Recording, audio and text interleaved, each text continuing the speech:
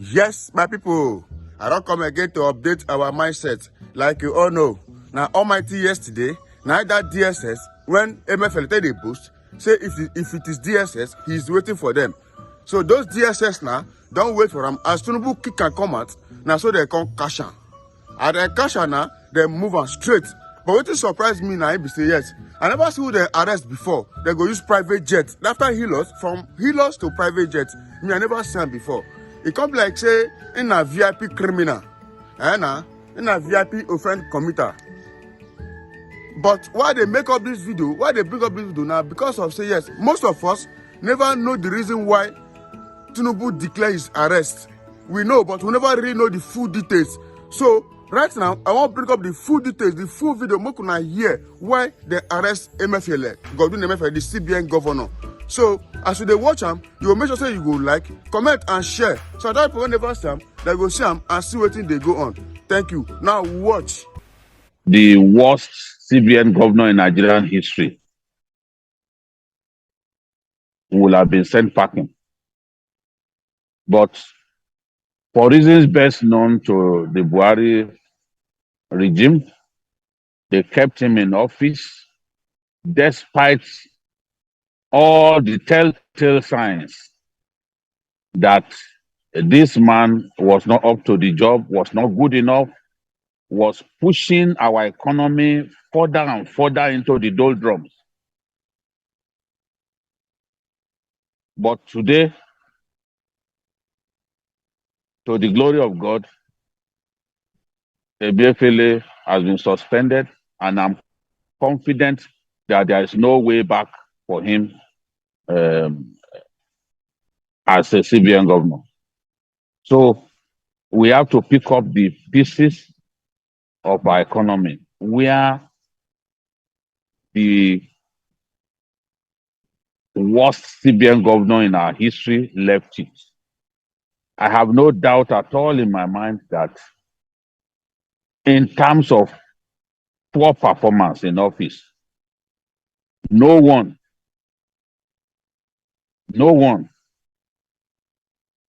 has come close to Godwin Emefiele.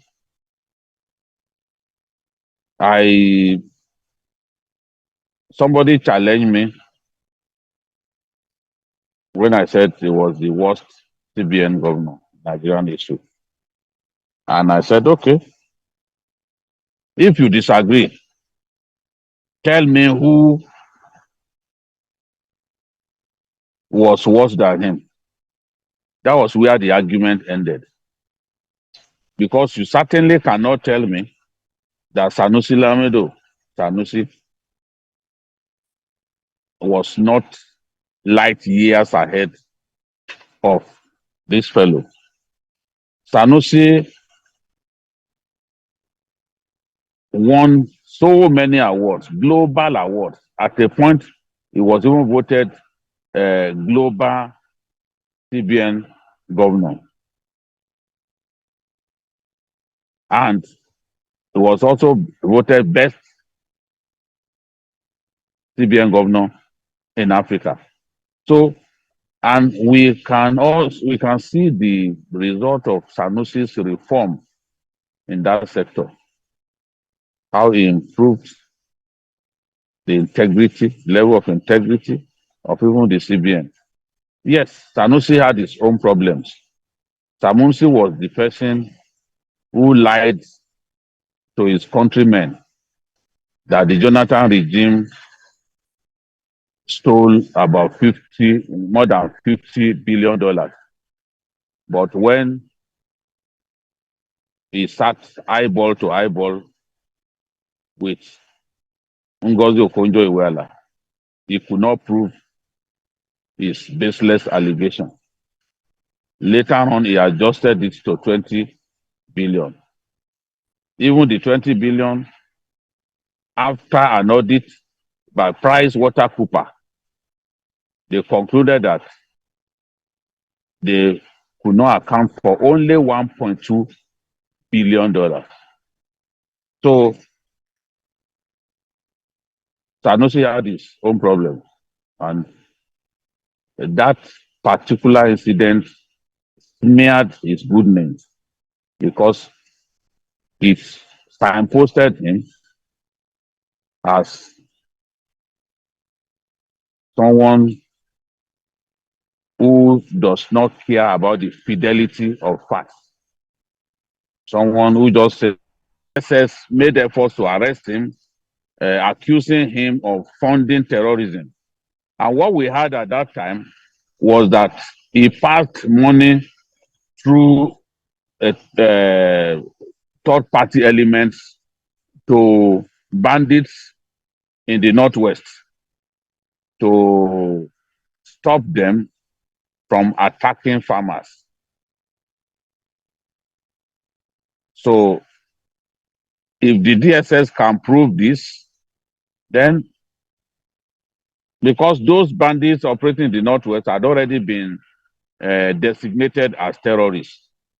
So no matter the good intention, yes, the bandits were frustrating farmers, stopping farmers from going to their farms. And I remember Emefiele pleading with them and telling them that if they needed money, that money will be provided.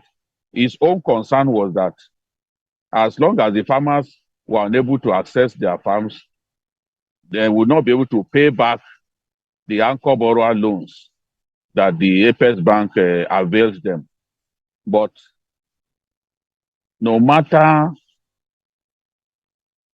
how good the intention was, it makes no sense to make money available to people who had been branded as terrorists, because at the end of the day, you are going to be accused of funding terrorism. So this DSS was looking for him. They wanted to pick him up, and he fled Nigeria. It was after he was given firm assurances that he came back to Nigeria. He was moving from one Caribbean country to another back then until he was given firm assurances and he returned home just before the election. So I'm not surprised that the DSS went for him.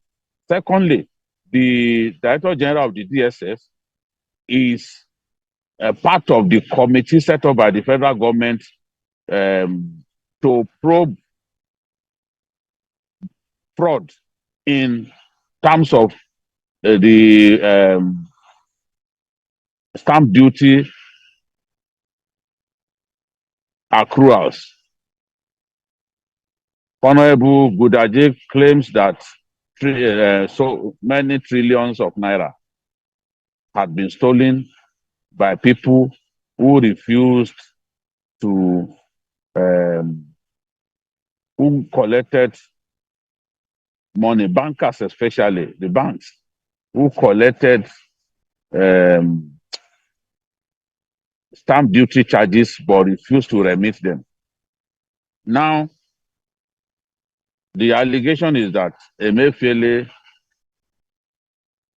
turned a blind eye to the fact that his colleagues in the banks, his old colleagues in the banks, were refusing to remit stamp duty charges from the thousands of transactions made by the banks. The DGDSS was part of that committee, or is part of that committee that was set up with Gudaji Kazauri, Honorable Gudaji Kazauri as secretary. He was part of that committee that was asked to investigate this suspected fraud in terms of stamp duty accruals.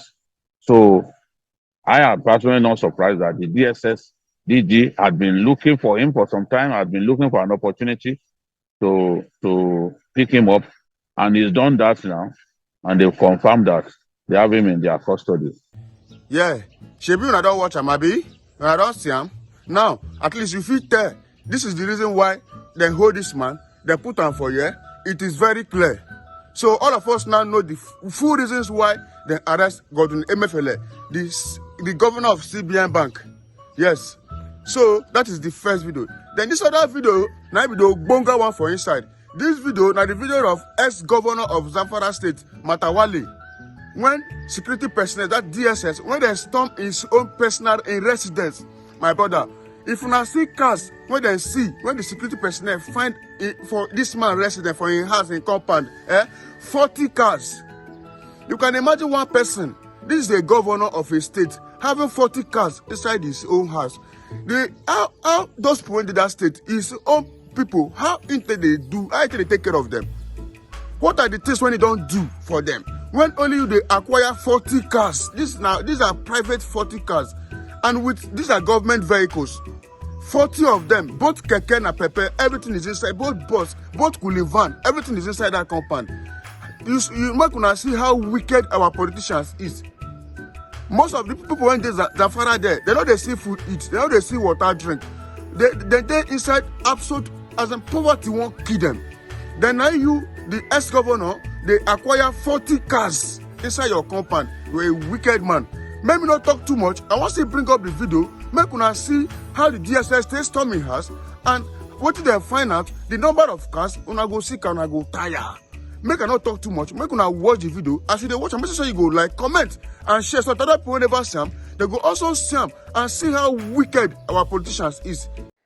Heavily armed security personnel stormed the private residence of former governor of Zamfara State, Bello Matawalle, in Gusau, the state capital, and his hometown, Maradon local government area, and moved out several vehicles. A source told TVC News the security operatives consist of police and the DSS in their large numbers. They forced their way into the house Friday afternoon and moved out vehicles numbering about 20 to move them to 78 mobile police base in Maradon. Efforts to speak to the police authorities in Zamfara proved abortive, as a phone line of the public relations officer Yazid Abubakar was not connecting after several attempts. Recall the Zamfara State Governor Dauda Lawal, who succeeded former Governor Bello Matawalle, had during his inaugural speech on the 29th of May said he inherited almost an empty treasury.